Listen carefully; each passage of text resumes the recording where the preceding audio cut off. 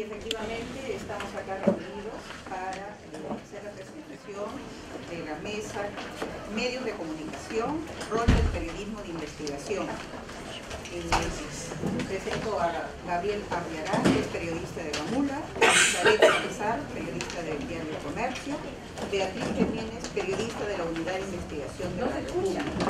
Posteriormente estará presente Irma Escalante, que estará llegando en cualquier momento. Entonces dejo con ustedes a Gabriel Arriarás. Buenas tardes, muchas gracias por la invitación. Yo quería comenzar contándoles un poco cómo llegué al tema, sobre todo de trata de personas, y específicamente trata de personas en Madre de Dios. En realidad yo soy periodista por accidente, yo no estudié periodismo y hasta hace muy poco tampoco tenía entre mis planes trabajar como periodista. Esto comenzó con una investigación doctoral que estuve haciendo en Barcelona y en Londres sobre esclavitud en Madre de Dios. Entonces, eso por un lado, y por otro lado, tenía el interés, más bien un interés literario, de convertir Madre de Dios, que es una región con la que he estado vinculado desde que salí de la universidad, de convertir a Madre de Dios en un territorio literario como la Yonapatagua de Foner o la Santa María Onetti, pero real, ¿no? Es decir, que todo lo que contara ahí hubiese un sustento o una prueba, ¿no? Entonces, como les decía, yo no soy periodista de formación, yo estudié antropología e historia, y esta investigación que les estoy contando comenzó a publicar, o los bichitos de esta investigación comenzó a publicarse en un blog que se llama El Útero de Hierro, que lo pueden ver en WordPress. Y es a raíz de este blog que contacto con La Mula y que llevo todos los temas del blog a La Mula y que termino trabajando esos temas para ella. Entonces en realidad ha sido trabajar como periodista ha sido casi que una consecuencia de la propia investigación que estaba llevando a cabo, ¿no? Entonces, al final de cuentas, la investigación doctoral medio que la he abandonado y me he centrado sobre todo en hacer investigación periodística, porque lo que he descubierto es que me gusta bastante más que hacer investigación académica, ¿no? Porque es un contacto con la gente muchísimo más fluido, no te aíslas dentro de cuatro paredes de una universidad, y el debate sobre el tema tampoco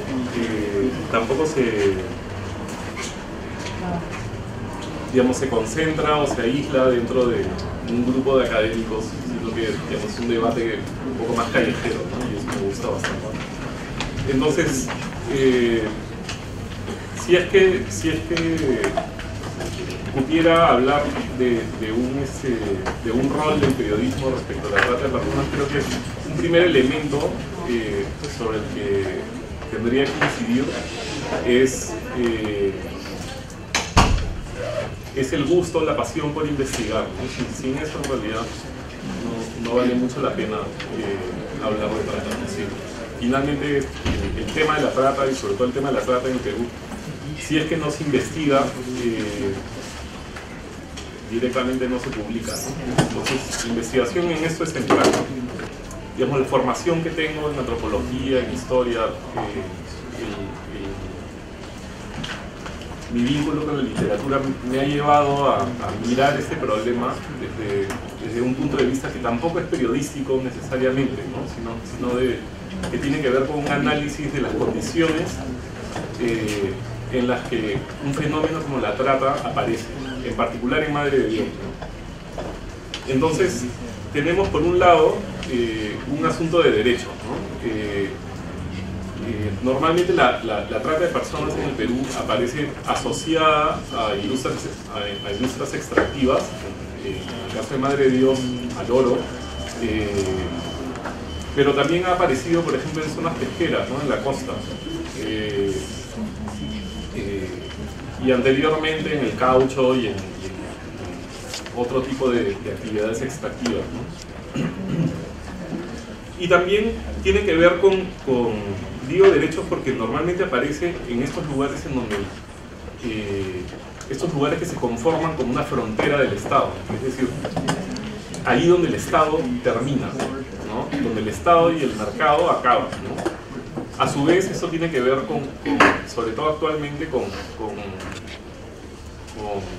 graves problemas de corrupción de las instituciones públicas, ¿no? En especial de la policía, ¿no? O sea, ahora mismo en Madre de Dios no se podría hablar de trata de personas sin mencionar que la policía está cobrando cupos por cada persona que estuvo hasta hace muy poco tiempo, no sé cómo se seguirá ahora, y estuvo cobrando cupos por cada persona que ingresaba a la zona minera, ¿no?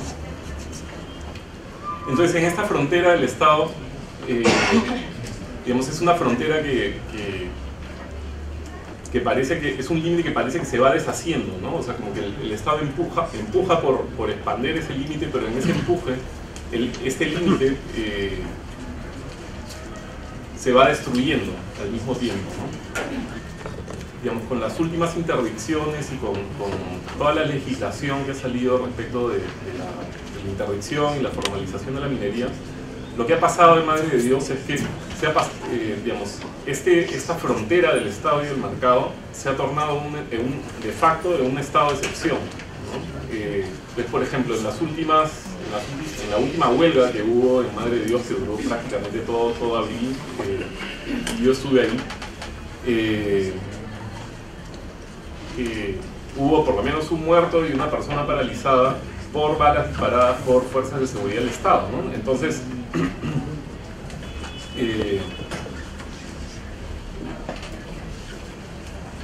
sea en un caso o en otro, el tema de los derechos ciudadanos están, digamos, en el centro del debate, ¿no? Por otro lado, creo que no se puede tocar el tema de la trata sin hacer referencia a derechos ciudadanos.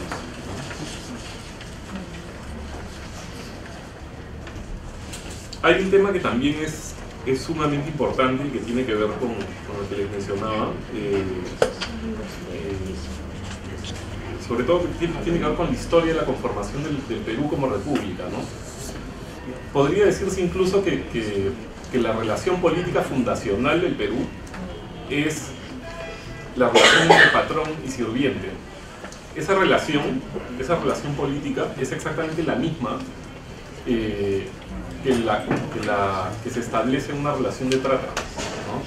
Entonces, por ejemplo, si ustedes han leído ese artículo de Alberto Flores Galindo, Repúblicas y Ciudadanos, al final del artículo hay toda una serie de referencias a anuncios que aparecían en el comercio precisamente a finales del siglo XIX, en donde estas grandes familias limeñas publicaban anuncios, ¿no? Y los anuncios eran, por ejemplo, se busca cholito o se busca cholita. Esos anuncios hacían referencia a niños que venían a servir o que los traían directamente, o sea, los extraían de su lugar de origen, o que estas familias encargaban a viajeros para que los trajeran a Lima y los pusieran al servicio de familias asentadas aquí en la capital desde que tenían 5 o 6 años, ¿no? Muchos de estos niños al final acababan escapando y por eso era que las familias ponían estos avisos en el periódico, ¿no? Entonces se trata de avisos que no son muy distintos a los que se pueden ver ahora en mercados de provincias, ¿no? Esas falsas ofertas de trabajo que aparecen en Huánuco o en otras zonas ofreciendo condiciones salariales insólitas, ¿no? Para un país como este, ¿no? Insólitas sobre todo por el tipo de trabajo, ¿no? 3.000 soles para una mesera en un restaurante, ¿no? Y al final con esos engaños, pues, estas mujeres acaban en una situación de explotación laboral y sexual, ¿no? Pero lo importante aquí es que la trata no es un fenómeno, digamos, externo a nuestro Estado de Derecho, sino que posiblemente sea la relación fundamental de la trata, sea posiblemente la relación también fundamental del Perú como nación, ¿no? Entonces hay un tema histórico que tenemos que comenzar a considerar en este problema, ¿no? En el caso específico de Madre de Dios, pasa algo bien particular. En Madre de Dios siempre hubo trata de personas. Antes no se le llamaba así, era directamente esclavitud, y había correrías de los caucheros que subían por los ríos para capturar nativos y esclavizarlos en las barracas de explotación cauchera. Pero básicamente esa relación entre los caucheros, es decir, entre la sociedad peruana y los nativos amazónicos, fue esa relación de esclavitud y de esclavización ha sido la que ha persistido hasta hoy, ¿no? Entonces, si uno va a la selva, y nuevamente específicamente hablando de Madre de Dios, se encuentra con un fenómeno bien particular, ¿no? Y es que el proceso a través del cual las poblaciones nativas de la selva amazónica del Perú adquirieron su ciudadanía fue paradójicamente un proceso de esclavización, un proceso de esclavitud, ¿no? Entonces, por hablar de ese filósofo político, Giorgio Agamben, que tiene este libro extraordinario que se llama Homo Sacer, los ciudadanos de la selva tanto pertenecen y al mismo tiempo no pertenecen a la sociedad peruana, ¿no? Son parte y al mismo tiempo no son parte, ¿no? Entonces, es como si se hubiese formado una suerte de oxímoron histórico respecto de la ciudadanía de la gente que vive en la selva, ¿no? La selva peruana. Y como les digo, la esclavitud y la trata de personas en la selva ha persistido desde entonces. Después del caucho, se podría incluso hablar por ejemplo, en Madre de Dios, de las misiones dominicas que recibían a niñas nativas, y luego, después de que las evangelizaban, etcétera, las ponían al servicio de familias de Puerto Maldonado. Se puede hablar de estos contratos de enganche en las zonas madereras, ¿no? Que eran básicamente los mismos contratos de enganche que había durante la época del caucho, y esto ha sucedido hasta finales de los 90, y posiblemente sigue sucediendo también en las zonas madereras. Como ahora se puede hablar de trata de mujeres en las zonas mineras, pero también de casos de trata vinculados a la explotación laboral de hombres en estos mismos campamentos mineros, ¿no? Que tienen que ver, por ejemplo, en esos campamentos de minería ilegal y también en lo informal han habido, no sé, pues un número indeterminado de personas que han muerto por accidentes laborales, ¿no? De unas condiciones de trabajo que son de verdad deplorables, ¿no? Y finalmente tienes, no sé, desde hace unos cuantos años también en esa zona, el tema haitiano, ¿no? Esos haitianos que entran por Ecuador y llegan a Madre de Dios buscando llegar al Brasil, y que, bueno, en el camino los van picando, pues, ¿no? Distintos tratantes, y también la policía, ¿no?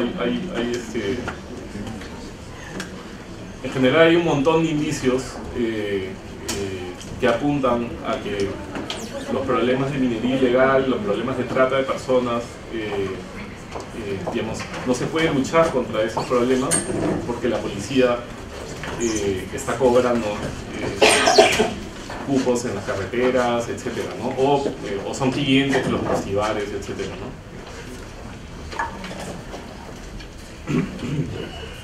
Entonces, yo creo que si me preguntaran cuál es el rol del periodismo frente a todas estas esta problemática social, porque creo que hay que entender que es una problemática social, ¿no? O sea, en esto no es que hayan unos culpables o gente que, digamos, no se puede hacer una distinción entre buenos y malos en eso, ¿no? Por ejemplo, cuando hace unos meses fui al penal de San Francisco, en Puerto Maldonado, y hablé con dos mujeres que habían sido condenadas por trata de personas. Y al hablar con ellos, en realidad son mujeres comunes y corrientes, ¿no? O sea, son mujeres que en sus lugares de origen, en Puno o en Cusco, han trabajado en agricultura, han trabajado como comerciantes. En fin, es gente que casi podría decir que los tratantes de personas podrían ser cualquiera de nosotros, ¿no? Cualquier peruano podría ser un tratante de personas, ¿no? Entonces, creo que es muy importante no dicotomizar el problema entre buenos y malos, ¿no? Entre los tratantes, que son unos malditos, y las víctimas de trata, que además, curiosamente, iban a visitar a estas mujeres a la cárcel, ¿no? Y les llevaban, o sea, hay que problematizar muchísimo más la relación entre tratantes de personas y víctimas de trata, porque es una relación muchísimo más compleja de lo que aparenta ser a primera vista, ¿no? Muchas víctimas de trata protegen a las tratantes de personas, e incluso tienen relaciones afectivas con los tratantes, ¿no? Entonces se trata de una relación que es muy compleja, ¿no? Y que no se puede simplificar entre buenos y malos, ¿no? Eso tiene que ver con que en este caso particular, o frente a ese problema, yo tengo, no sé, una opinión bien específica, ¿no? Y es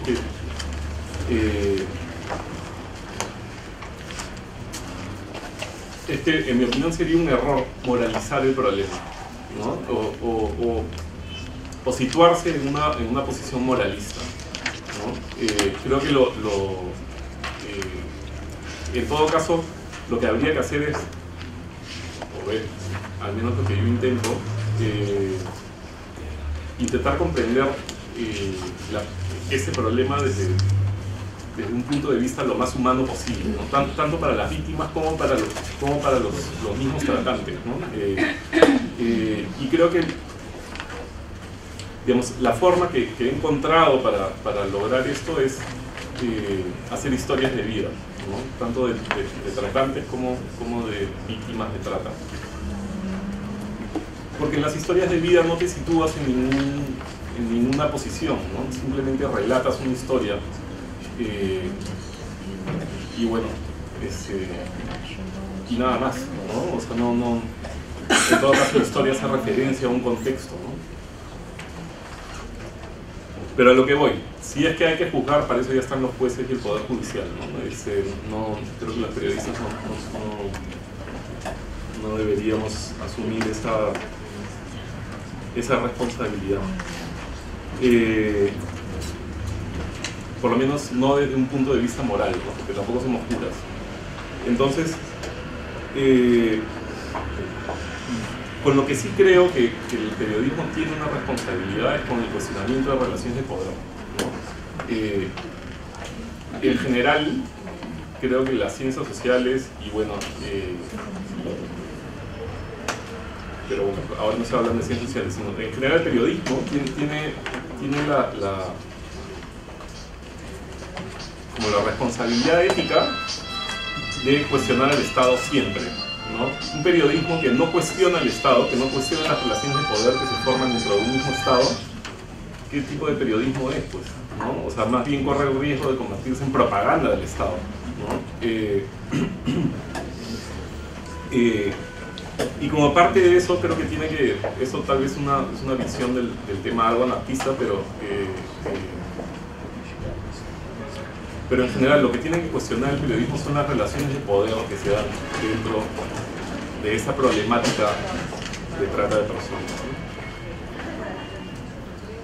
¿no? Entonces, más allá de moralizar, lo que sí puedo identificar son algunas como cosas que faltan hacer en los medios de comunicación respecto de los problemas de trata, ¿no? De problemas de trata de personas. Uno de esos problemas es que normalmente el foco de las investigaciones periodísticas sobre trata está sobre las víctimas, ¿no? Entonces, en mi opinión, el foco tendría que estar no sobre las víctimas, sino sobre los tratantes. Porque al poner el foco sobre las víctimas, de una u otra manera, se las vuelve a revictimizar, ¿no? Hay que mover ese foco nuevamente hacia quienes tienen el poder y comenzar a cuestionar esas relaciones de poder, ¿no? Es decir, poner el foco en los tratantes, poner el foco en la corrupción de la policía que permite que, que este problema ocurra, y también en ineficiencia, ineficacia del Poder Judicial, la Fiscalía y no sé, por ejemplo, en Madre de Dios, hace por lo menos un año que están buscando, varias instituciones están buscando construir o tener un albergue para alojar a las víctimas de trata, y una cosa, y no se puede, una cosa que tendría que ser tan simple, por una u otra razón no se puede lograr, ¿no? Entonces, como no se puede rescatar a estas víctimas de trata, muchas de estas víctimas regresan a estos campamentos o digamos, a estas relaciones de explotación, ¿no? Lo que me lleva a recordar una cosa, y es que si uno mira las historias de vida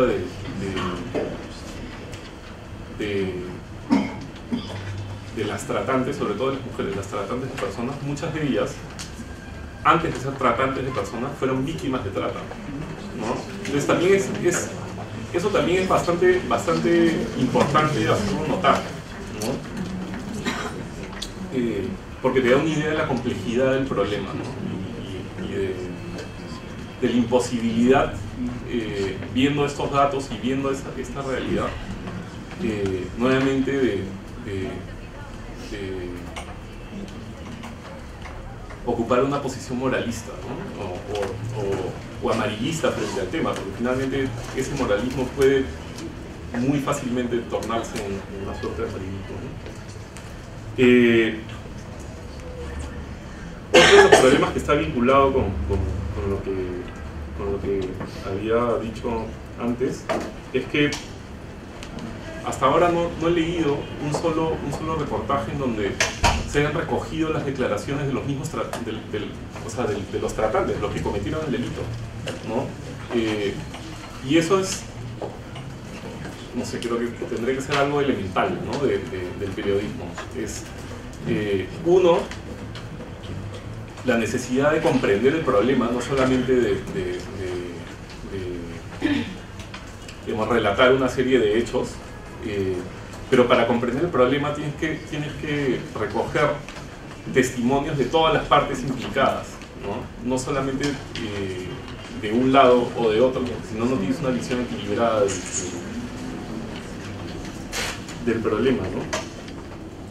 Y el otro el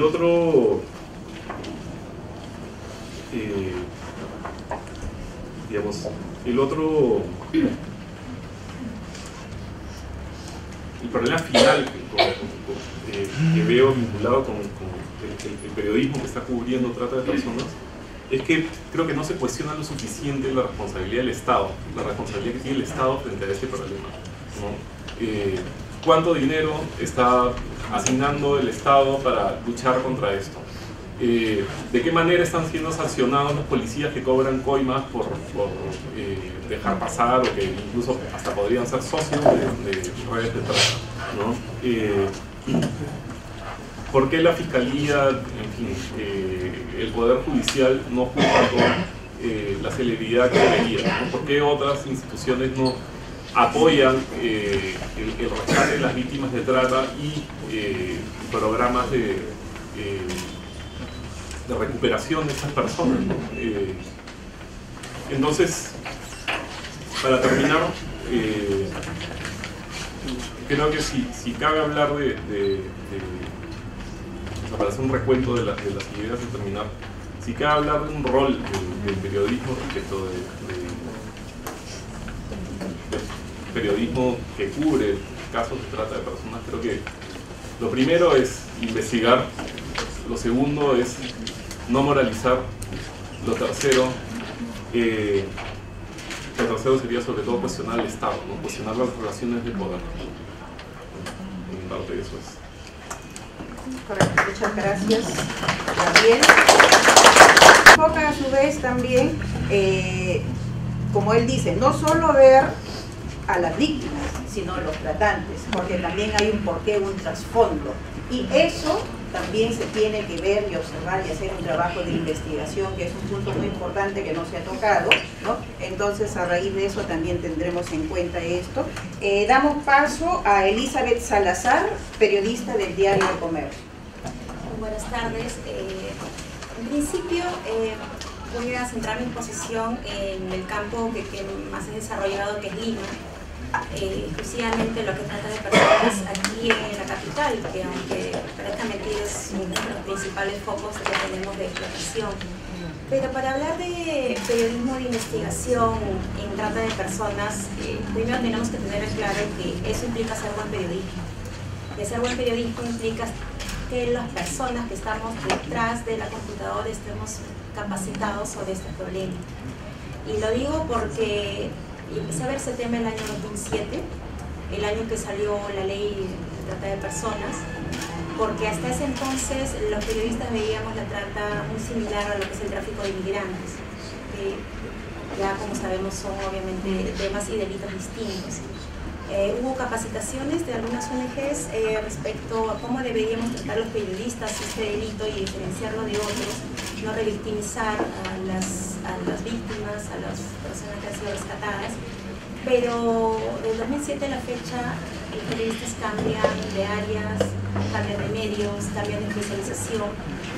Y dentro del mismo comercio puedo decir que hay redactores que aún titulan trata de blancas, ponen proxenetismo en lugar de trata de personas y hablan de prostitución de menores cuando un menor jamás se prostituye. Entonces hay un debate para empezar interno con los colegas, con los propios editores, para hacerle entender esto es importante.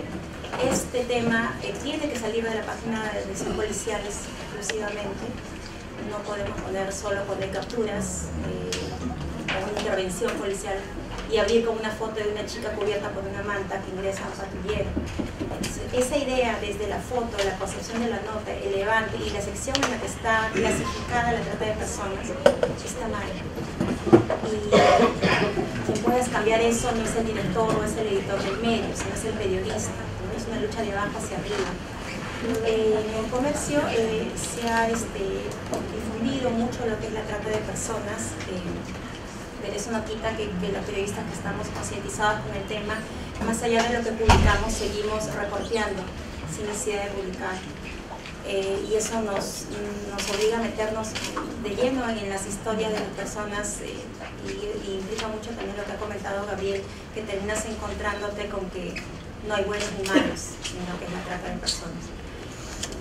Pero si queremos entonces explicar cómo se puede hacer periodismo de investigación en este campo, sobre todo lo que es Lima, tengo que empezar a contarles un par de historias, ¿no? Porque es lo que me ha tocado pasar.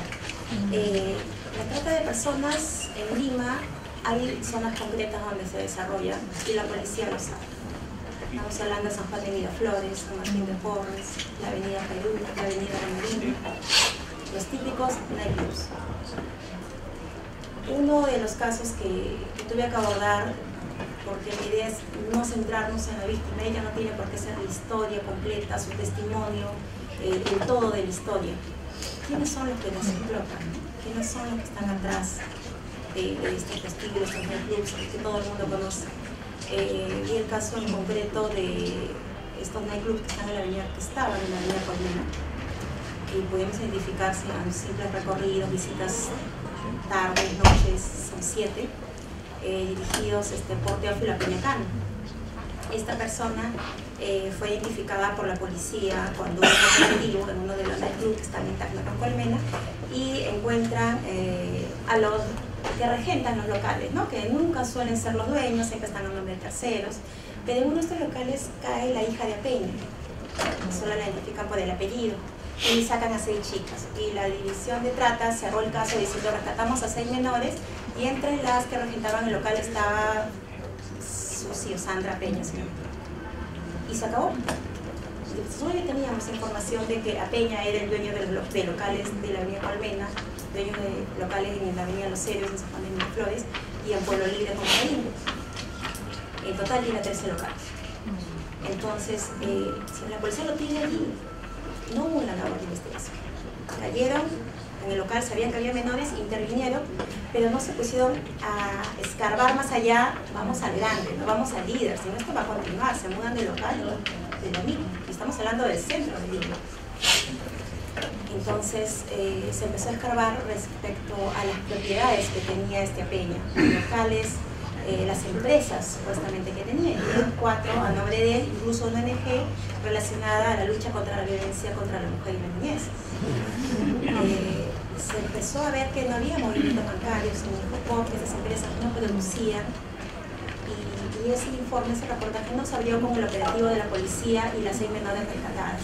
Se dio con la foto de él, la foto de la hija, los locales que habíamos encontrado que eran de él, y con apoyo de fuentes de fiscalización, de la agencia de fiscalización de las municipalidades respectivas, se logró encontrar que esta persona pagaba para que no le cerraran los locales. Porque todos nos preguntamos, ¿sabemos dónde están los nightclubs? ¿Por qué no los cierran? Porque hay corrupción. La agencia de fiscalización tiene las órdenes de cierre de local y pagan o hacen favores para que extender los permisos, o sencillamente enjuician a los fiscalizadores de las municipalidades diciendo que no los pueden cerrar. Y en efecto la ley es tan mala en ese sentido, la ley municipal, que dice que un local solo puede ser cerrado por temas de salubridad, por más que están explotando a una chica ahí dentro, donde la posibilidad solo puede cerrar por temas de salubridad, porque no tiene licencia civil o licencia profesional. Entonces, eso se encontró en estos locales. La policía, como les cuento, cerró el caso de esta manera, pero la Procuraduría de Lavado de Activos cogió la denuncia, porque en casos de trata, lamentablemente, el aparato judicial en nuestro país, y les hablo de Lima, en provincia, como cuentan muchas cosas, pero el aparato judicial está tan mal organizado que a veces la prensa tiene que sustituir un poco el rol de la carga de la prueba. Con los 2 reportajes que se publicaron, la Procuraduría de Lavado de Activos abrió investigación a esta persona, ordenó su detención, estuvo prófugo y lo capturaron unos 6 meses después, y ahora se le está investigando por lavado de activos. Y no es el único, son 7 familias, porque se mueven por familias, que están siendo investigadas por lavado de activos en Lima. La mitad de ellos opera en el Cono Norte.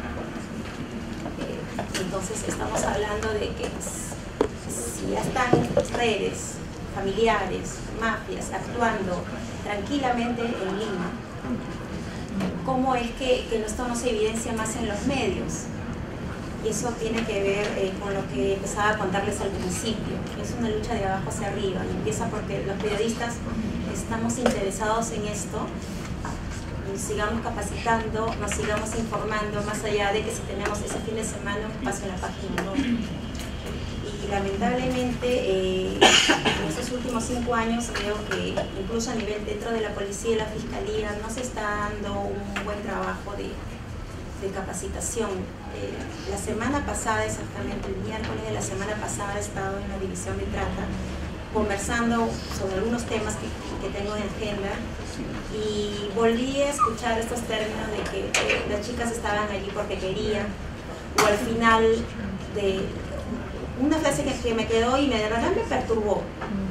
Durante los 3 primeros meses, me dice la policía, de que una chica es captada por trata es clave para rescatarla. Luego de eso se pueden acostumbrar. Luego de eso, decían, ya por necesidades económicas, hay que entender, esas chicas optan por quedarse allí, bajo la tutela del tratante. O ellas ven esto como una opción de negocio, se independizan y lo hacen por su cuenta. Es una cosa como retroceder 5 años atrás y decir, no vamos a avanzar. Entonces, en lo que desde el periodismo se tendría que hacer, el periodismo de investigación tenemos que hacer, es una autocrítica al trabajo personal, al trabajo de todos, es ir más allá de lo que son las personas, las víctimas. Enfoquemos tratantes, mafias, municipalidades, fiscalía, policía, ¿quién no hace su labor? el caso de trata con víctimas extranjeras o peruanos explotados en el extranjero. Haremos un reportaje de cómo coordinan las embajadas, cómo hace, qué tipo de protocolos hay para trasladar de regreso a la víctima acá a Lima, o llevar de acá el Perú a las colombianas y ecuatorianas que son rescatadas. ¿Quién les paga el pasaje? ¿Dónde se quedan alojadas mientras dura el trámite? Son 5 años desde que se promulgó la ley y no hay un centro de acogida para esas personas. Yo he entrevistado a chicas que duermen en la división de trata, que duermen en la división de familia, niñas, adultas, que se las recluyen en Madrid y que sienten que está repitiendo la escena de la prisión, estar cercadas, no pueden comunicarse con nadie, están en 4 paredes, no pueden salir. Entonces les estamos dando la misma sensación de que antes de que fueran rescatadas. Se ha enfocado eso con el Ministerio de la Mujer, siempre anuncian, estamos inaugurando un nuevo centro, vamos a abrir tal en Lima y en provincia. En Lima recién se va a acondicionar un centro, no que se cree, se está acondicionando uno que ya existía para poder acoger estas víctimas. Y cuando hablamos con ellas, realmente es una impotencia que se siente de no poder ayudarlas a algo más, porque el periodismo no puede suplir en esto la labor del Estado. Y el programa de víctimas y testigos del Ministerio Público tampoco está haciendo lo que debería en cuanto a ellas. Lo primero que tendrían que hacer en un caso así es codificar sus nombres, incluirlas en un expediente. 9 de estas chicas que han sido traídas recientemente de Madre de Dios a un helicóptero están incluidas en los expedientes policiales y fiscales con sus nombres y apellidos completos. El abogado del tratante, porque ellos tienen los abogados, simplemente acceden a la carpeta fiscal y ven el nombre de la persona, saben todos son sus papás, sus mamás y empieza la redacción. Si no se les pone un código, como se hace con las colaboradores eficaces, ahí empieza el problema. En segundo, estas personas no tienen una asistencia legal adecuada, no tienen asistencia psicológica adecuada. Una de estas chicas con las que conversé, y de repente fue una de las que más me afectó, tenía 15 años cuando conversé con ella en la división de familia de Cercado. Ella había sido captada a los 13 años por su padrastro, pareja de su mamá, que le había prometido alejarla de los golpes de la abuela y de la mamá, y se la traía de Trujillo, Lima.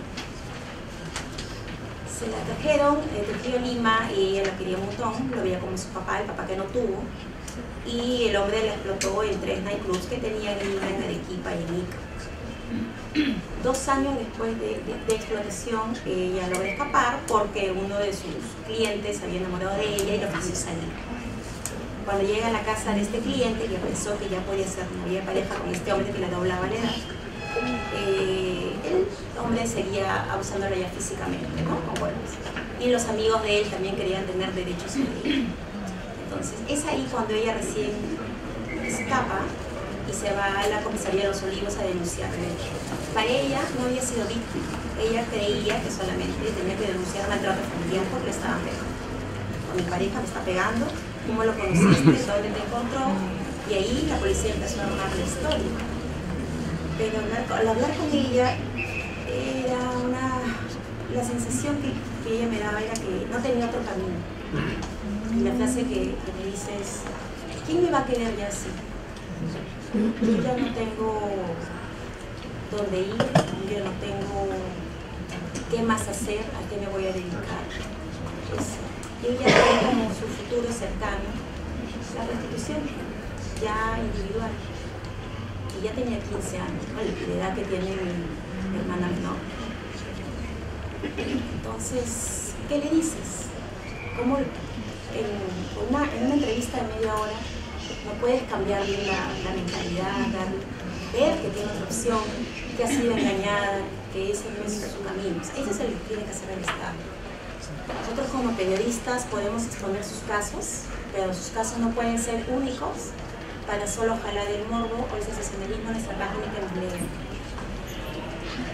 Con esta historia se puede identificar quiénes son los responsables de su asistencia, los responsables de que ella haya terminado donde terminó, dónde la explotaron, quién es este hombre, identificarlos, ponerlos. Y eso es lo que nos está faltando dentro de la investigación. Otra cosa que también yo quería comentarles es un poco que como periodistas tenemos que ver el contexto actual en que estamos. Donde hay impunidad, delitos como este crecen exponencialmente. Tenemos pobreza, tenemos impunidad y la trata ahorita en Lima y en el resto del país está aumentando de una manera exponencial y cambiando de modalidad sin que las autoridades puedan manejarlo, se les está escapando de las manos. El tema de los medios ya está quedando en el pasado para los tratantes. Ahora queda lo que es la trata de libre. Hay casos que estoy viendo en que son hoteles A1, Miraflores, San Isidro, que se están alquilando por pisos para traer chicas de Ecuador, de Colombia, con sus respectivos proxenetas. Y salen de allí por llamadas, las dejan en el lugar, en la casa o en el hotel, y quien está pagando y el vigilante está afuera, y las regresan. Como una mercancía, ¿no? Saco, hace tu trabajo y te regreso. Esa es la nueva moralidad en Lima. Y obviamente esto va a ser mucho más difícil de detectar. Pero ¿qué pasa cuando estas bandas se llegan a desarticular? La gente ya regresa a sus países y se acaba todo. Empiezan lo que son las extorsiones, los secuestros, los robos. De un delito llegan como tratantes y terminan diversificándose en la actividad de otro tipo de delitos acá en Lima. Y eso está pasando con la trata extranjera que está ingresando aquí. Eso tampoco el Estado lo está previendo. Nosotros como periodistas tenemos que empezar también a caminar la nueva forma de explotación.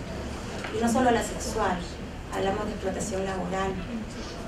Solo el año pasado recuerdo haber hecho un informe de 3 chicos adolescentes, hombres, que llegaron de Ayacucho y estaban siendo explotados en San Juan del Lurigancho, en 2 hoteles familiares de explotación laboral. Los chicos estaban encerrados en un cuarto y ellos tenían la labor de limpiar los cuartos, tender las camas, hacer la comida, y no salían nunca y no se les pagaba más que 20 soles al mes. Y ellos no tenían su documentación, su familia pensó que estaban trabajando en el verano y que iban a regresar. Y eso tampoco se evidencia como trata. Otro tema que estoy viendo dentro de lo que es la explotación laboral, y eso es un nuevo caso que me está marcando mucho y todavía no lo publico, que estoy desde fines de enero viendo el caso de explotación laboral. Es una mujer que tiene 18 años y es una mujer mayor que fue traída de Chile, 18 años siendo explotada como empleada doméstica en una casa y estaba siendo, digamos, alquilada o prestada por la familia. Los abuelos la tenían un mes, el hijo, el tío, y nunca salía, nunca salió de allí, y ella termina denunciando esto porque se va y no le ha pagado nada y se va al Ministerio de Trabajo a reclamar sus derechos laborales y su sueldo. Para ella nunca fue explotada por trata de personas. Ella misma no se identifica como víctima. Y la policía dice: yo no puedo armar un caso si ella no viene y denuncia que es víctima. Y ahí nuevamente entramos al problema. A la víctima no se le puede cargar la prueba. Debe estar la policía con su labor de investigación y su reemplazo, lamentablemente, también los periodistas, de evidenciar la prueba. Porque la víctima nunca a veces ni siquiera sabe qué lo es. En este tipo de temas que les estoy contando, tenemos que tener en claro que tenemos trabas, hay dificultades para ese tipo de investigaciones. Y aquí en el Perú estamos a nivel de investigación que se está haciendo en otros países. En México hay una periodista, Lidia Cacho, que se ha vuelto especialista en lo que es trata de personas. Ha publicado 2 libros de investigación relacionados al tema, identificando nombres, apellidos de jueces, fiscales, policías que estaban metidos en la corrupción, que cobraban coimas. Y esta mujer pues fue detenida por su primera publicación, denunciada por difamación. Esta mujer la han violado por orden de uno de estos tratantes que querían silenciarlo. Pero ella sigue, ella es una mujer de 49 años, una mujer muy valiente, que es, digamos, dentro de lo que es América Latina, es una de las que ha logrado impulsar bastante la investigación contra la trata de personas. Y ella ha recorrido diferentes países evidenciando cómo este problema, incluso en algunas culturas, se está asimilando como algo natural. Y estamos lejísimos de hacerlo todavía en el tiempo. Estamos todavía en la fase inicial de la víctima y lo que nos cuenta, el drama y el sensacionalismo que esto nos puede causar.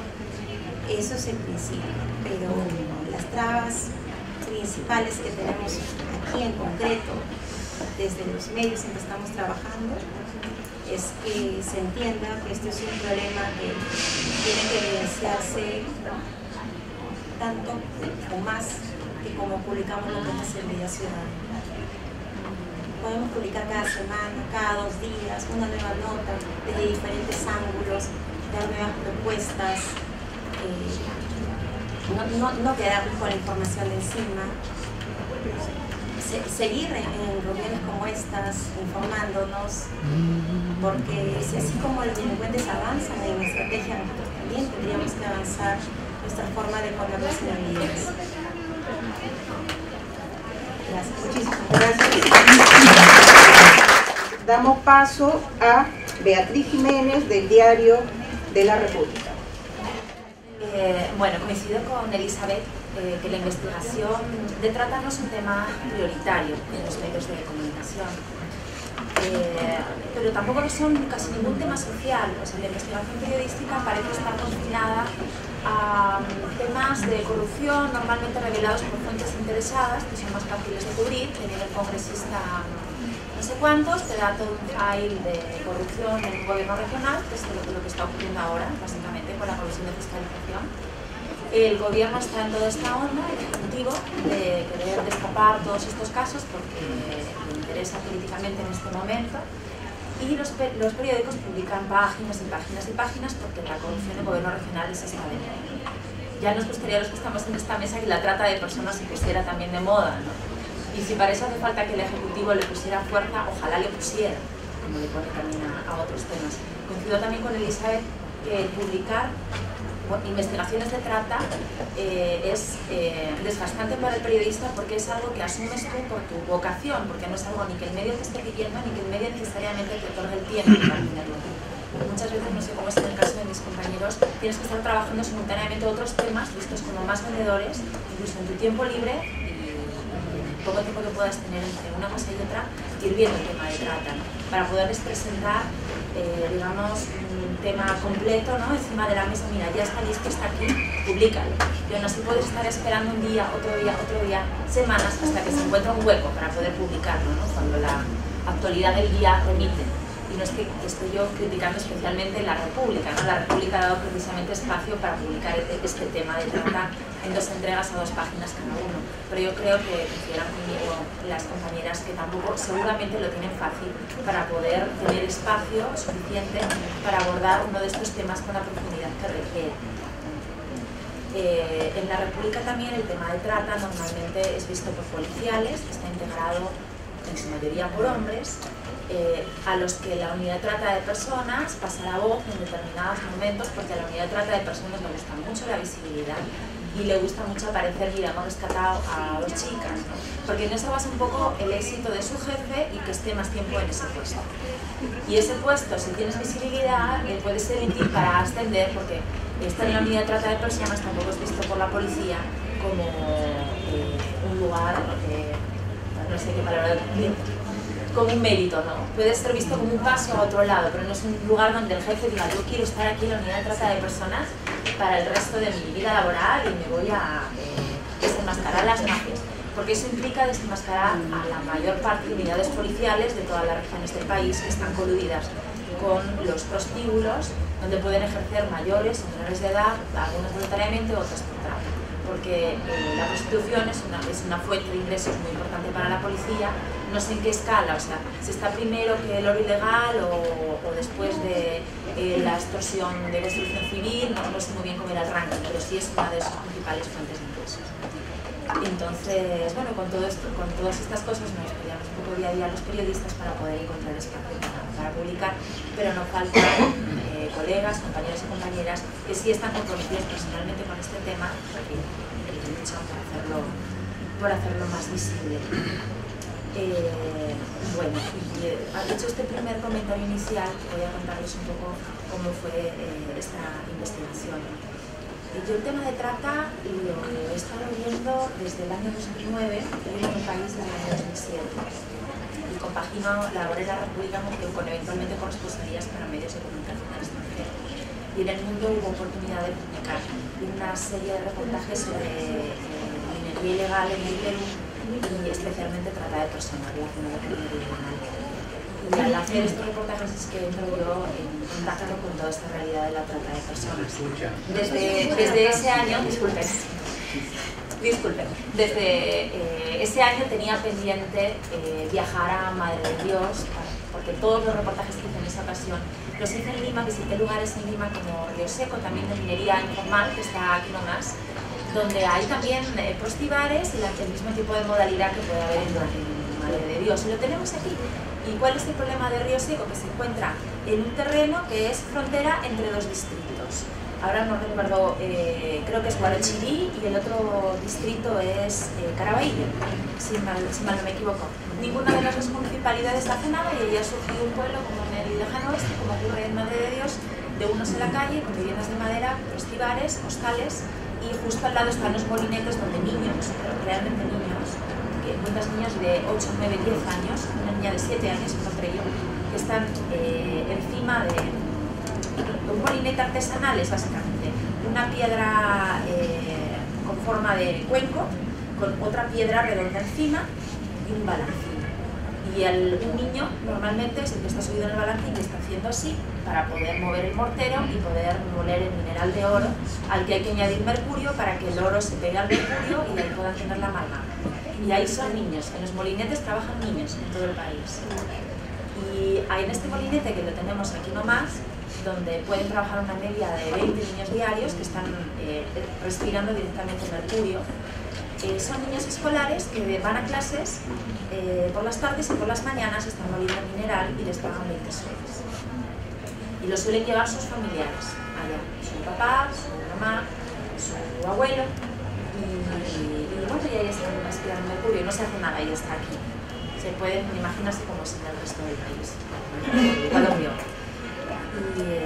Y bueno, ahora paso ya el resto de la exposición, voy a hacer la de Madre de Dios, que fruto de esta investigación es el que más conozco. Hubo una oportunidad en el año 2012 de presentar un proyecto de investigación para un taller que había de periodismo y crimen organizado en Brasilia, para el que se seleccionaban 15 trabajos a nivel latinoamericano, 15 proyectos de investigación.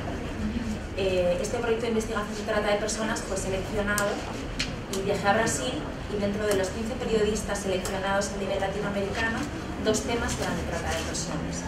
El mío de Madre de Dios y el de otra compañera, María Primera, que era de trata de haitianos en Venezuela.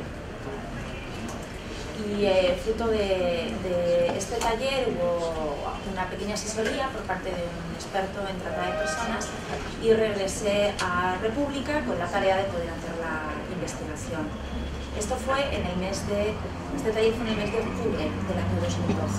En República pude viajar por fin a Madre de Dios en el mes de mayo, principios de mayo, para hacer la investigación. Partía de una hipótesis que, bueno, es conocida por todos, que organizaciones estructurales con fines de lucro captan, trasladan y explotan sexualmente a jóvenes y menores de edad en Madre de Dios.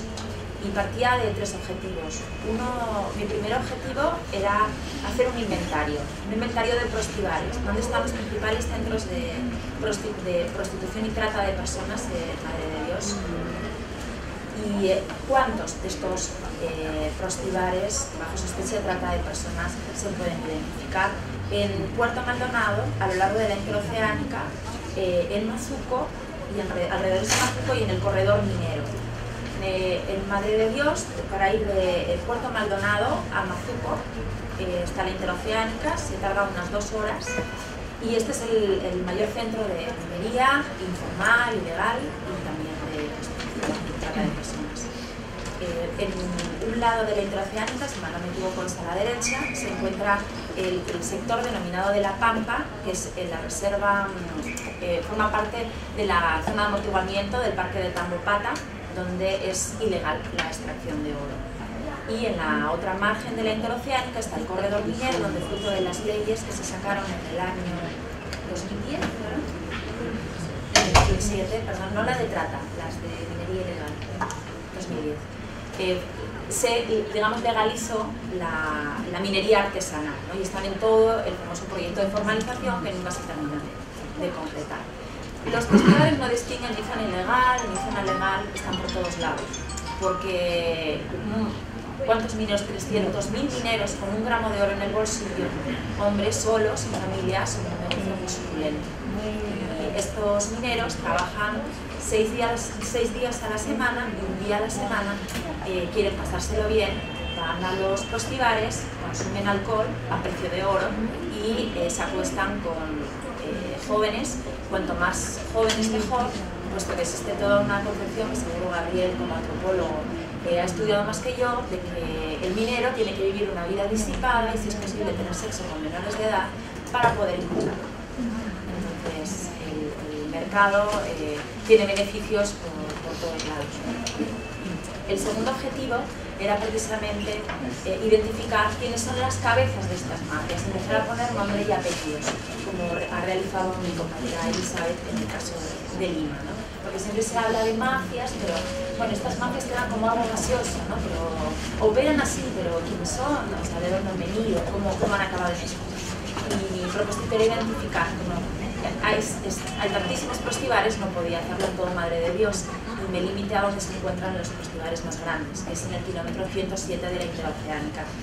Estos prostibares no son, como en el resto de pueblos del corredor minero, casas de madera o eventualmente de plástico, ¿no? Levantadas sobre el barro, donde en el fondo hay cuartuchos, ¿no? Estos son prostíbulos que pueden... Yo no he estado nunca en las Cucarras, en uno de estos prostíbulos en Lima tan conocidos, pero son prostíbulos de 5 pisos, con luces de neón,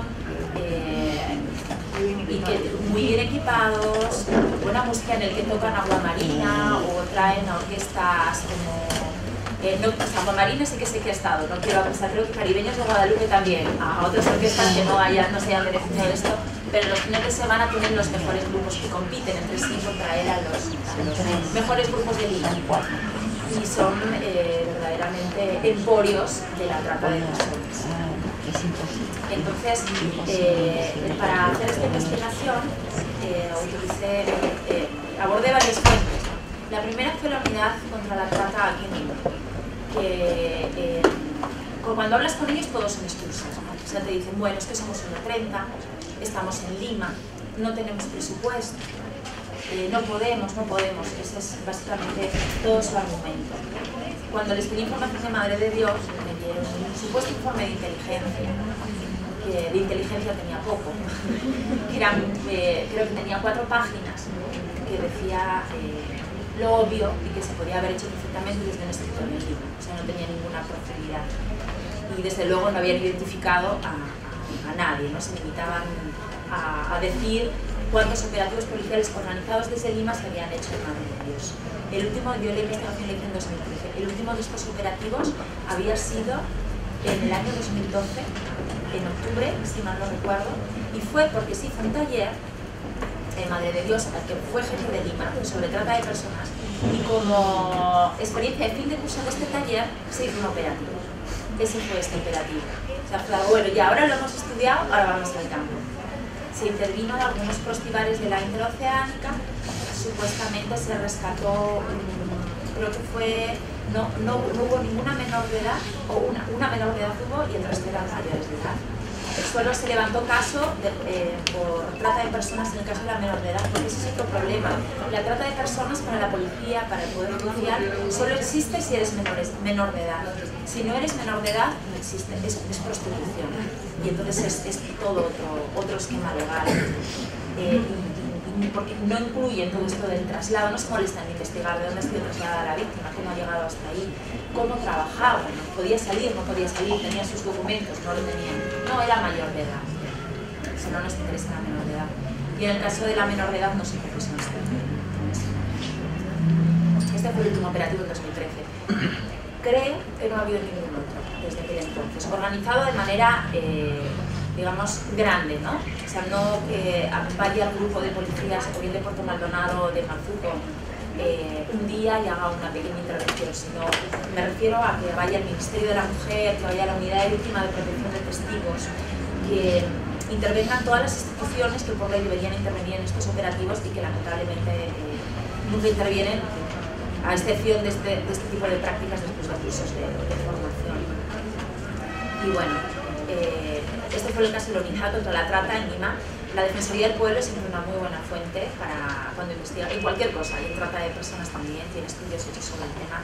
Y el Defensor del Pueblo de allí de Puerto Maldonado tenía un montón de información, y en el caso de la Defensoría ellos estaban trabajando con asociaciones de bares, porque los dueños de prostibares se agrupan según los pueblos en asociaciones de bares y tienen un presidente, o sea, están todos institucionalizados. Y ellos hacían capacitaciones con estas asociaciones de bares porque muchos de sus dueños no sabían lo que era trata de personas y podrían estar incurriendo en este delito sin saber necesariamente que es un delito. De hecho, cuando hablas con ellos, casi todas las chicas que trabajaban, por lo menos las que yo vi en los prostíbulos chicos, tenían hijos y estaban con los bebés. De hecho, durante el día, las zonas de los prostíbulos del corredor minero de los pequeños pueblos parecen un nido, o sea, hay casi más niños que chicos haciendo su vida cotidiana allá. Y la forma de pensar que ellos tienen es, les estamos ayudando, o sea, contratamos madres solteras precisamente porque no tienen a nadie y esta es su única fuente de ingresos. Y puede que, si no en un 100%, en un 60% esta señora se cree lo que está diciendo. Y bueno, ese es otro tema, ¿no? La cantidad de niños vinculados a la prostitución que viven con sus mamás allá, y en el caso de si esos niños acaban bajo la modalidad de trata de personas pero de explotación laboral en los campamentos, y esas niñas con bastante seguridad se dedicarán a la prostitución. Y de hecho, muy probablemente sus mamás vendan la virginidad de las niñas, porque en este caso es cuando más cobran, ¿no? Por eso la disputa por jóvenes vírgenes. Y bueno, y otras fuentes allá son la Junta de Fiscales de Madre de Dios, las fiscalías. Hay fiscalías en Mazuco y en Huepetue, que son dos zonas de Madre de Dios. Huepetue ya está dentro del corredor minero. Y Mazuco, que es la capital de Inambari, que se encuentra en la interciudad. Y a través de estas fiscalías fue de las que obtuve mayor información respecto a quiénes eran los dueños de estos prostíbulos del kilómetro 107. Fruto de todo este recorrido por Madre de Dios, por Puerto Maldonado, en el kilómetro 107, en Mazuco, y de ahí hacia Boca Colorado, ya dentro del corredor minero. Para llegar a Boca Colorado hay que cruzar el río Inambari, y de allí son como 2 horas en jeep. Pero bueno, el camino no es tan complicado, podrían llegar perfectamente las autoridades. De hecho, en Boca Colorado hay una comisaría de policía. Pero ¿qué ocurre ahí en Boca Colorado? Pues que los únicos bares que hay son los prostibares. Entonces los policías, que no son de Boca Colorado, en su día libre se van a tomar a los prostibares y se acuestan con las jóvenes, porque los policías también son jóvenes, la mayoría solteros, los que están en esas zonas, incluso establecen a veces relaciones sentimentales con ellas, porque en los pueblos mineros no hay muchos mujeres. Son en su mayoría hombres, esposas de mineros que han venido con ellos y han emigrado de Cusco, de Puno, y luego están las chicas de los prostitutos. Es más, entonces viven realmente coludidos con todas estas mafias y bueno, se acuestan todos los fines de semana con las chicas que trabajan ahí. Y me iba del tema, me había hecho un PowerPoint para guiarme, porque yo sé que hablo y hablo y me pierdo, pero no lo tengo. La cosa, ¿quiénes son las cabezas de estas mafias que yo puedo identificar en Madre de Dios fruto de este recorrido? Pues realmente fue sencillo saber quiénes eran. Se partió de cuáles son los prostíbulos más grandes que hay en la interoceánica. Es en California, que tiene 5 pisos en el que trabajan diariamente unas 50 chicas. Mi Sagitario, que es una pagoda muy grande, donde hay una media de 30-40 chicas trabajando cada noche, y Caracas de la Noche, que están todos, para que se den una idea, esta es la interoceánica. Aquí hay un control policial en el kilómetro 102. En el 107 está toda la zona de recreo de la Pampa, donde hay mercado y donde hay centros de abastecimiento de combustible, y donde están los festivales. Y un poquito más adelante hay otro control policial. Para entrar o salir de la Pampa, allí no está el control policial. Pero allí entra y sale todo lo que se pueden imaginar. Los controles policiales son controles de recaudación, básicamente, que cobran y que se enriquecen de la cobra de equipos también a los posteriores. Pues bueno, la dueña del California, la señora Sonia Ayala, ella tiene negocios en Perpetué, negocios mineros, y también tiene festivales tanto en La Pampa como en Perpetué. La dueña del Caracas de la Noche es la Monchi. Todo el mundo lo sabe, además, en toda esa zona quién es la dueña de todo esto, que la Monchi es de Lima, su nombre es, no me acuerdo. ¿Pero la Monchi no lo habían matado? De repente, lo último que sé de ella es del año 2013, si igual la han matado. Porque la han matado a una Monchi, ¿por cómo le va? Seguramente fue ella entonces. Pues la Monchi, ya seguramente alguien la habrá sucedido.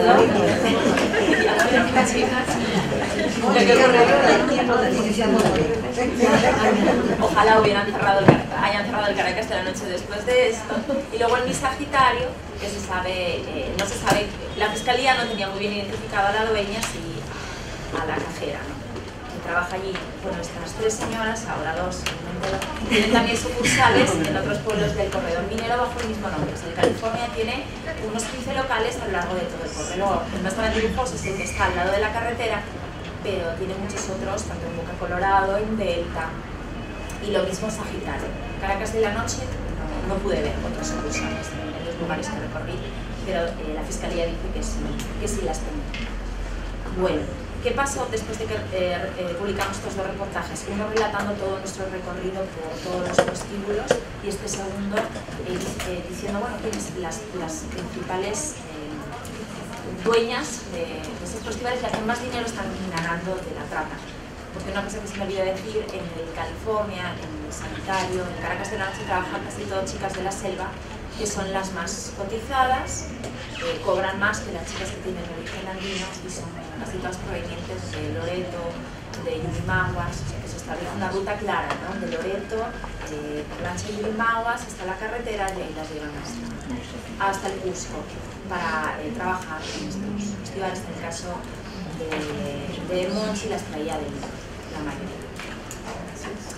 Bueno, esto se publicó y bueno, ¿qué pasó después de esto? Absolutamente nada, no pasó nada. La consecuencia más lamentable es que las dueñas de los prostíbulos enjuiciaron a los fiscales por difamación y hubo una inspección de control de la OCMA a la Fiscalía de Mazuco, en este caso la de Huepeto. O sea, en vez de intentar poner fuerza en ver si podía procesar a estas personas, se procesó a los fiscales. Ya no pasó de tiempo, ya. Bueno, pues, y después de esto hubo una reunión de la Comisión Multisectorial contra la Trata de Personas, que este es otro tema que se supone que integra todo al Ministerio de la Mujer, al Ministerio de Justicia, a la Policía, a todas las entidades comprometidas en la lucha contra la trata de personas, pero no tienen presupuesto para poder actuar, y solo hace talleres de sensibilización a nivel nacional contra la trata. Hubo una reunión en la que se trató este tema, de esa reunión no se tiene nada concreto, y ahora el encargado de la interdicción de minería ilegal, que es un ex militar, Urresti, que es el que se dedica a volar dragas por todo Madre de Dios, como si fuera un videojuego, cuando interviene y vuela estas dragas, eventualmente se sensibiliza, porque él es muy sensible, y supuestamente rescata a alguna de las chicas que encuentra en su camino, ¿no? Pero no acompañan estos operativos de interdicción. Podría acompañarlos perfectamente la unidad de protección de testigos, podrían acompañarlos psicólogos para hacer intervenciones en los festivales que están al lado de las dragas. Eso no se realiza. La prioridad es volar la maquinaria y no luchar contra la trata de personas, como Elizabeth. Se llevan a estas chicas, pero no hay ningún tipo de albergue que las pueda recoger, no se dice sus nombres y las investigaciones acaban en nada para menos que se las víctimas cartográficas. Damos pase ahora a Vilma Escalante Delgado, que ella es una periodista de la Oficina de Prensa del Congreso de la República. Bueno, más que nada mi ponencia, quiero centrar mi ponencia en la forma indebida, por decirlo de alguna forma, en que los medios de comunicación, cuando abordan el caso de trata de personas, lo hacen, ¿no? Yo empecé a abordar casos de trata de personas desde el año 2009. Me interesó el tema, bueno, porque yo siempre he estado relacionándome con los derechos humanos, ¿no? Ustedes saben que la trata de personas es una grande violación de los derechos humanos. Más que nada, el rol del periodista, y esa es una preocupación a nivel mundial, porque he estado leyendo diversa literatura y muchos periodistas coincidimos, ya sea de México, Argentina, Estados Unidos, Europa, en que el periodismo aborda indebidamente los casos de trata de personas y en vez de ayudar, en vez de contribuir en la lucha contra este delito, más bien malinforma y no hacen nada. Y eso es cuando lo abordan, porque la verdad es que muy pocos medios tratan estos casos, ¿no? Y cuando lo hacen de una forma sensacionalista, buscando el morbo, quizás con la intención de vender, ¿no? Lo que pasa es que al parecer los medios de comunicación y los colegas creen que si abordan adecuadamente en un caso de trata de personas diciendo, mira, la trata es esto, usa mecanismos, las modalidades, creen que la gente va, en el caso de un reportaje, ¿no? La gente va a cambiar, a saber qué aburrido. Entonces, ¿qué hacen? ¿No? Mira, estas chicas acaban de sacar a chicas de un club, a 6 chicas que se prostituían, porque usan el término prostituir. Como dijo Elizabeth, este es un error constante de los medios de comunicación, ¿no? Que cuando la policía interviene en un club y encuentran a un grupo de chicas que eran explotadas sexualmente, no dice, estas chicas eran explotadas sexualmente, porque eso no vende, ¿no? Dice, estas chicas se prostituían, hacían esto. Es decir, siempre la prensa le lleva por el lado sensacionalista cuando lo aborda, ¿no? Cuando lo que debemos hacer todos los periodistas es actuar con responsabilidad, con delicadeza y con dedicación. ¿Por qué lo digo esto? Por responsabilidad, porque es un problema recurrente de que no se salvaguarda a la víctima.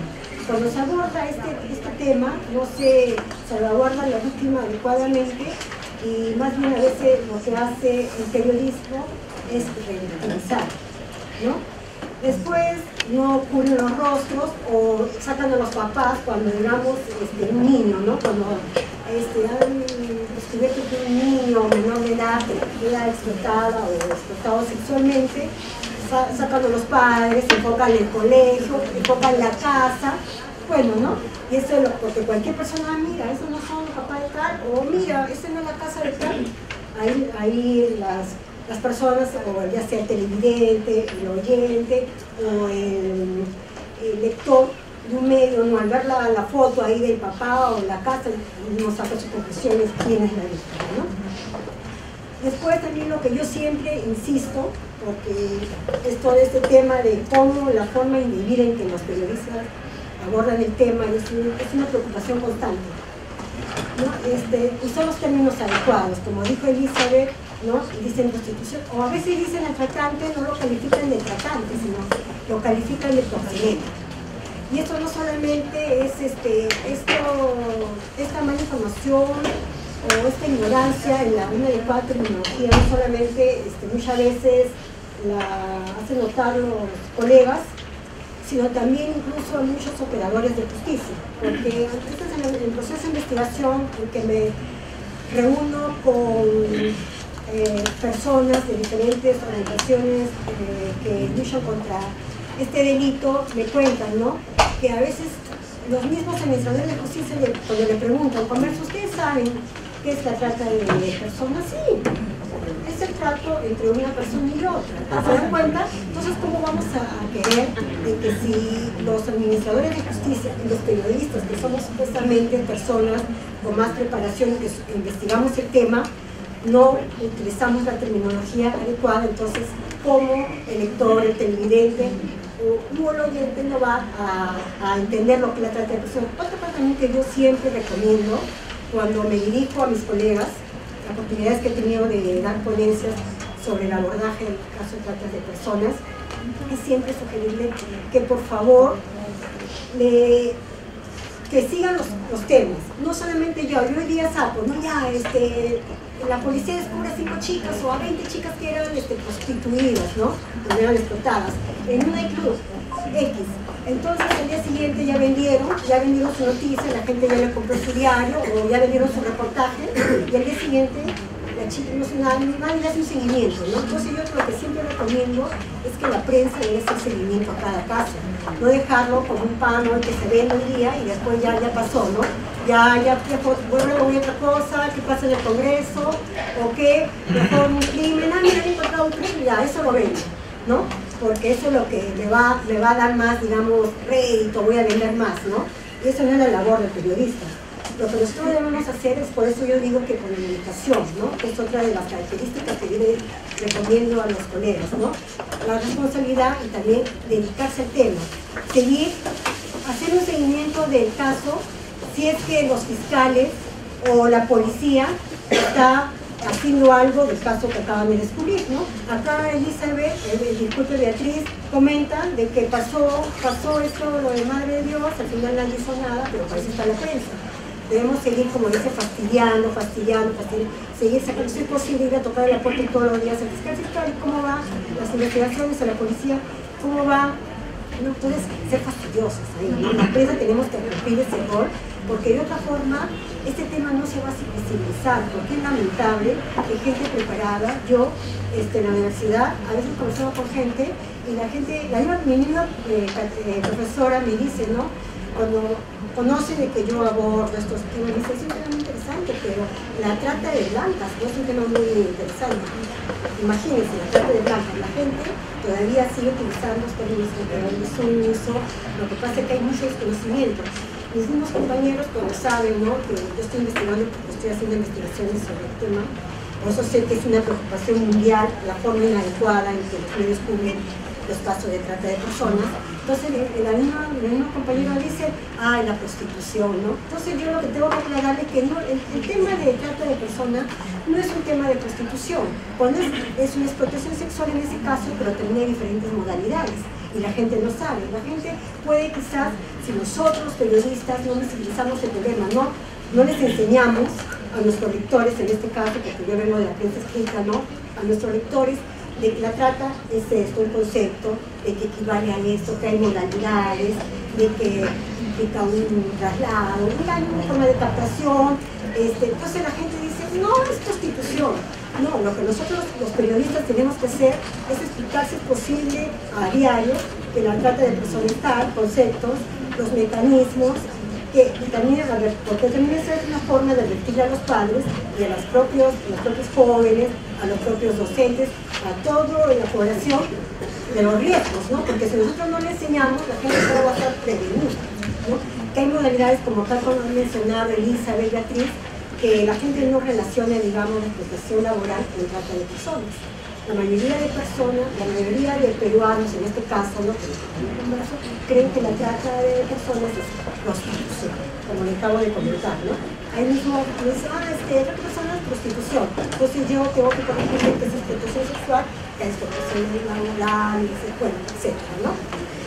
Y más que nada después con delicadeza. Yo también lo que siempre recomiendo a los colegas es que se empalmen, o sea, que conozcan el tema bastante. ¿Por qué? Porque a veces uno se quiere abordarlo porque eso que se aborda, porque son muy pocos los medios de comunicación que aborden. En Lima no vas a verlo, siempre son La República, El Comercio. Bueno, yo trabajé en La Primera, ahí es que yo entro en el tema, ¿no? He hecho varias investigaciones, varios artículos. Bueno, son medios contaditos que abordan los casos de trata de personas. Y lamentablemente cuando se aborda, yo he estado evaluando estos días, algunos medios no voy a mencionarlo cuáles, pero que nunca uno va a ver en la portada, o muy pocas veces creo que cuando Beatriz hizo, contaditas veces uno va a ver en la portada, un caso, cuando Beatriz lo pusieron muy destacable, se pusieron en portada, ¿no? Pero después lo ponen a las últimas páginas, como que no quiere la cosa. Es que yo llego a la conclusión que, ¿por qué? Quizás es por temor, o es que el medio no le interesa simplemente, o es que abordar los casos de trata de personas simplemente no venden. Por eso es que cuando lo abordan, lo hacen de forma escabrosa, sensacionalista y listo. Y por eso yo pienso que cuando aquellos medios que abordan estos casos deberían hacerlo de forma responsable, con dedicación, con delicadeza, ¿no? Porque es un tema bien insensible, ¿no? Por lo que implica. Entonces, lo que seríamos, lo que uno desearía como periodista que ya tiene tiempo cubriendo estos temas, es que sería que el Estado o los organismos involucrados en la lucha contra la trata saquen un manual para que los colegas sepan con recomendaciones, ¿no? Ya sea con un glosario de términos, como acaban de comentar, con pautas de cómo abordar con dedicación, la forma, la sutileza, no revictimizando a las víctimas, y también con un directorio de todas las entidades, organizaciones involucradas en la lucha contra la trata de personas, ¿no? Quizás un poco también para que más medios se atrevan. Yo no sé si hay corrupción de parte de algunos colegas de que no bordan, se hacen de la vista gorda y se niegan a tratar estos casos, porque ya sea porque hay implicados muchas veces administradores de justicia, jueces, sobre todo en provincia, ¿no? En el caso de Gina Pinchi todos sabemos que había jueces, fiscales, policías, todos acudían ahí, ¿no? Y sabían que lo que pasaba, todo, y nadie hizo nada. Entonces, no sé si también hay esto también dentro de la prensa, si hay corrupción para callar algunos temas, porque se ve que no se hace mucho seguimiento, ¿no? Uno a veces lo saca. Yo sí he tratado, cuando abordo estos casos, de hacerle seguimiento, ¿no? De saber qué pasó, ir de la división de trata, mira, ya me dicen, pasa esto, pero ¿por qué? Después ir a los administradores de justicia, cómo va el caso, porque ustedes saben de que hay mucho desconocimiento y que muy pocos son los casos que al final en los que se hace justicia, ¿no? Muchos quedan impunes. Bueno, no quiero... En un reciente estudio de CHS sobre percepción y realidad, hay trata de personas en el Perú, hicieron una encuesta, ¿no?, a nivel nacional, y dentro de las principales medidas para combatir la trata de personas, los encuestados señalaron que prima la necesidad de información. Ante esta respuesta masiva, entonces, los periodistas, haciendo una mea culpa, ¿no? Nos falta todavía mucho más, mejorar, capacitarnos, tomar conciencia, que somos un medio para educar a la población, para concientizarnos y también de esta forma vamos a lograr hacer visible lo que es la trata de personas. Otro término que yo siempre sugiero, ¿no? Hacer lo posible que dentro de cada nota, ya sea nota para periódicos, un reportaje televisivo o un reportaje para la radio, tratar de por lo menos decir a la gente, no solamente decir, mira, han encontrado a esas chicas, o mira, este chico era explotado, su patrona lo tenía 12 horas trabajando de parado, no, sino explicar a la gente, este es un caso de trata de personas. ¿Qué es la trata de personas? Entonces a la gente lo va ubicando, ¿no? La gente le escucha, mira, es la trata de personas, mira, Entonces la gente, al saber lo que es la trata, que tiene modalidades, que hay un teléfono, donde la gente puede llamar, puede ser que yo, era vecina de alguien que estaba explotando laboralmente a una persona, entonces yo, mira, mira, hay un teléfono, yo llamo. Entonces ese es el rol que nos corresponde a los periodistas, ¿no? Que no estamos cumpliendo, ¿no? Porque hay que ser claros, no estamos cumpliendo con el rol, lamentablemente, que nos corresponde en la lucha contra la trata de personas, que la verdad que nos falta mucho por hacer porque va implementándose y hasta ahora no se visibiliza como debe ser, ¿no? A pesar de los esfuerzos de nosotros, de los que abordamos el tema, pero todavía falta. Bueno, en el Congreso, yo ahora trabajo en el Congreso y ahí hay algunas mesas en las que he participado también con esta misma preocupación que se acaba de señalar ahora, en la forma indebida en que se aborda los casos de trata, cuando se hace, porque la mayoría de medios no lo hacen, ¿no? Entonces, el Congreso también ha tratado de dar algunos espacios, ¿no?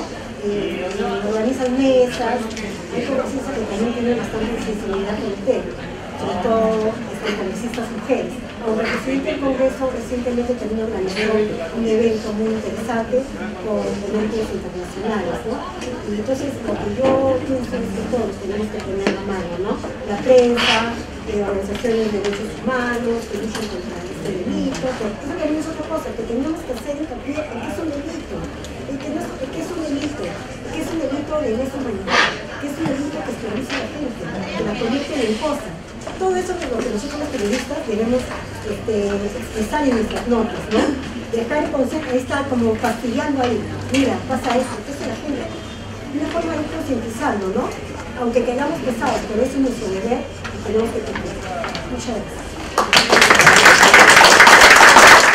Trata de personas es un delito, porque muchas personas ignoran que es un delito, entonces pasa por desapercibido y no se toma en cuenta como debe ser. Dado que ya estamos al final del tiempo, 3 personas que hagan las preguntas a mano alzada para que en forma breve respondan a los colegios. Mi nombre es Marta Aguilar, trabajo en la Universidad de Pozo, y también temas de trata de personas con sexual. Y realmente es muy interesante lo compartido con cada uno de los panelistas, sobre todo en la parte de la identificación de otros actores, además de las víctimas, ¿no es cierto? Y el hincapié que cada uno ha hecho en la historia o en los motivos que hacen a justamente las víctimas que están en esta situación. Todo es muy interesante el aporte.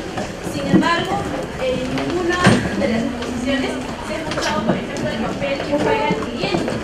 ¿Quiénes son los clientes? ¿Quiénes son los que consumen? ¿No? ¿Qué pasa con este enfoque? También es muy importante desde nuestra perspectiva. Es como que el actor principal, que es un cliente, no hay trata. Entonces, ¿por qué no se aborda desde los medios de comunicación también a este actor? Gracias. Buenas tardes, del Ministerio de la Mujer del Centro de Emergencia Mujer. Muy buenos los panelistas que han disertado sus temas. Yo quería saber cuál es el rol que el periodismo está haciendo en cuanto, por ejemplo, a la responsabilidad social, por ejemplo, ¿no? En cuanto a las publicaciones, no sé si incentivar, por ejemplo, ciertos periódicos bastante se ven las portadas a las mujeres semidesnudas o desnudas muchas veces. Uno es eso y otro es en cuanto a lo que es, me imagino que para publicar un aviso, ¿no? Por ejemplo, para contratar personas, etcétera, tienen que pagar y bueno, pues tiene que estar abierta, ¿no? A el periodismo, bueno, el periódico tiene que estar abierto a esa posibilidad. Entonces, ¿cómo están haciendo en esos casos? Por ejemplo, ¿cuál es la responsabilidad? De alguna manera yo creo que incentivan o ayudan, no sé si es la palabra, ¿no? Primero felicitar el haber hecho este encuentro, me parece muy bueno, y le habla Isabel de Quiñones, soy presidenta de la Asociación Femenina de Empresarias de Turismo. Justamente como lo decía acá una de las periodistas, nosotros estamos bastante involucrados en todo lo que es, digamos, la prevención de la explotación sexual de niñas, niños y adolescentes. Desde el año 1998 nuestra asociación ha sido uno de los primeros gremios de turismo en el que consiguió que fuera, digamos, se aplicara la ley para los violadores. Entonces, hemos seguido en estos muchos años tratando de cada día posicionar más nuestro papel de prevención. Pero hemos tenido muy poco eco, digamos, a nivel, digamos, del periodismo, como también de los entes de gobierno. Nosotros hemos hecho, por ejemplo, con apoyo, una película, un mediometraje que se llama Voces en el Silencio. para el que quiera, se los puedo hacer llegar. Entonces, Voces en el Silencio apoyamos nuestra asociación para que se hiciera este medio, pero lo hemos tratado de pasar en colegios, universidades y todo lo demás, ¿no?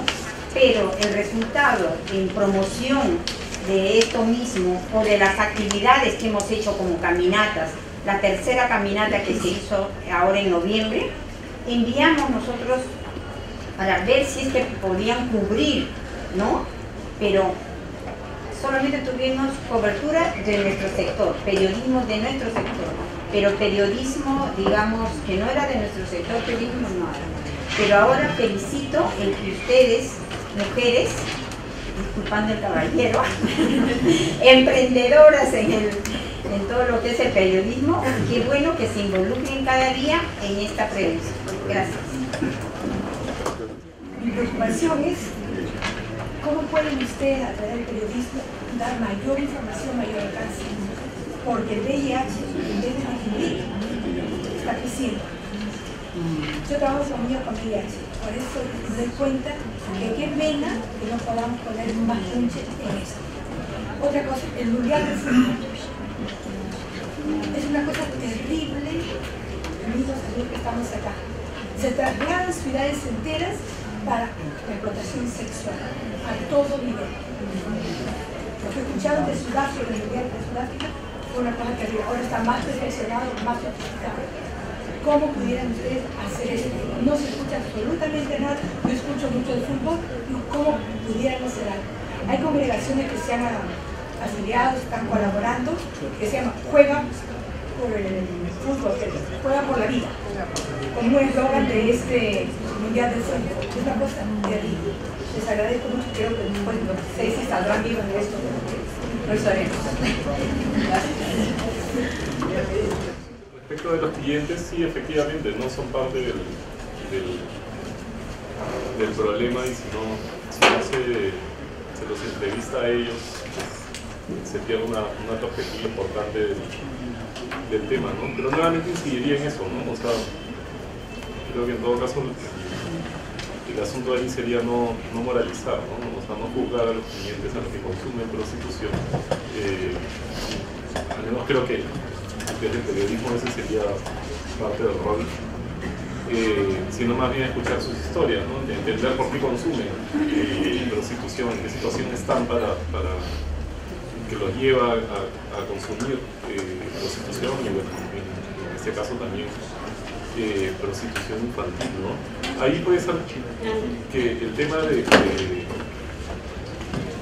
tenga que ver el consumo de prostitución en Madre de Dios con que los mineros normalmente son migrantes que van solos, ¿no? Son hombres que van solos y que no tienen una familia. Digamos, el modelo de colonización que propone la minería normal y legal es un modelo, pues, predominantemente masculino, ¿no? O sea, van hombres a trabajar ahí. Cuando, por ejemplo, a principios del siglo el Estado, como parte de las políticas de colonización de la selva, quería impulsar que fueran familias, ¿no? Seguramente para impedir ese tipo o para prevenir ese tipo de problemas, ¿no? Bueno, respecto de los anuncios, quiero la otra pregunta, no creo que no sé, como yo trabajo en la mula no tiene publicidad.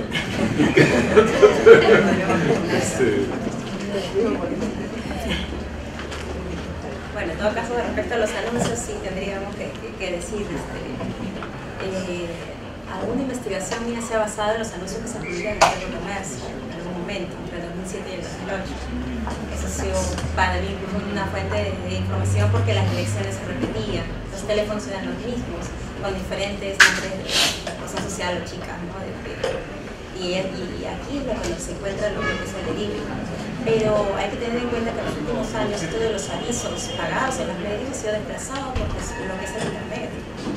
Ahora en el periódico, incluso los de 50 céntimos, no voy a encontrar tanto estos avisos, antes eran dos carillas completas, un carilla y media de semana, y ahora es solo media carilla. Esto está ahora en internet publicitado, hay redes sociales, páginas específicas donde los usuarios, clientes, en realidad también son parte de la cadena de explotación, recurren cuando quieren este servicio. Entonces ya, como decía también en mi exposición, ellos también se especializan, se diversifican y nosotros también dentro de la investigación tenemos que ir a la par de ellos, ¿no? Los niños también han sido dejados un poquito de lado por las mafias de trata para anunciar su delito. El otro que sí que también quería comentar, perdón, los temas sobre mis compañeras, es sobre la promoción de la prevención, ¿no? De la prevención. Aquí hay un tema muy particular y me recuerda que el año pasado, conversando con unos miembros del Comité Multisectorial de Trata, porque el Estado tiene este comité formado por los ministerios, por organizaciones civiles, les planteamos esta idea: ¿por qué no usar lo que es la prevención? Y me cuentan, quisimos hacerlo con el Metro de Lima. Queríamos que sus anuncios en el tren comentaran, así como dicen, no arroje papeles, ese tipo de prevención que hacen por los audífonos, que lo hicieran también respecto a trata, y dijeran que no era el único al que estaban dirigiéndose, que por el momento no, que puede ser muy largo explicar el tema en un anuncio radial. Me parecía absurdo que el Ministerio de Educación no impulse esto. No digo un ONG, porque no le hagan caso a la ONG, que si el Ministerio de Educación lo hiciera, el tren, el metropolitano, o sea, que se podría empezar a anunciar cosas básicas, ¿no?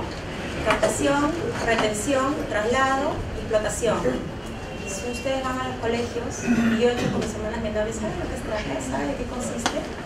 Y no están ni siquiera enteradas, y en otros colegios no saben.